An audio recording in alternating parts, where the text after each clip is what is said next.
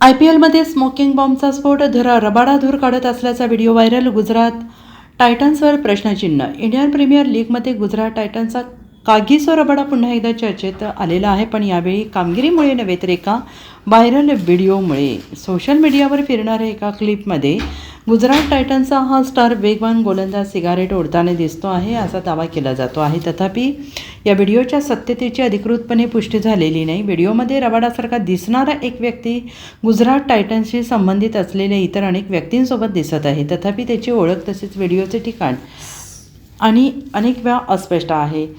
या व्हिडिओमुळे चाहत्यांमध्ये चर्चा सुरू आहे.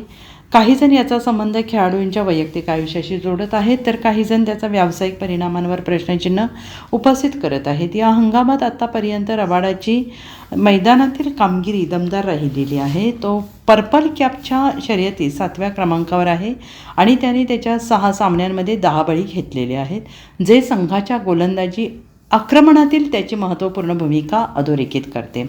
डोपिंगमुळे रबाडावर बंदी घालण्यात आलेली आहे. या व्हायरल व्हिडिओमुळे रबाडाचा पूर्वीचा रेकॉर्ड समोर आला आहे आणि गेल्या IPL हंगामात दक्षिण आफ्रिकन अँटी डोपिंग एजन्सीने त्याच्यावर 1 महिन्याची बंदी घातली होती. त्याने स्पर्धा अर्धवट सोडली, त्यानंतर तो संघात परतला. मात्र त्या प्रकरणाचा संपूर्ण तपशील कधी सार्वजनिक करण्यात आलेला नाही.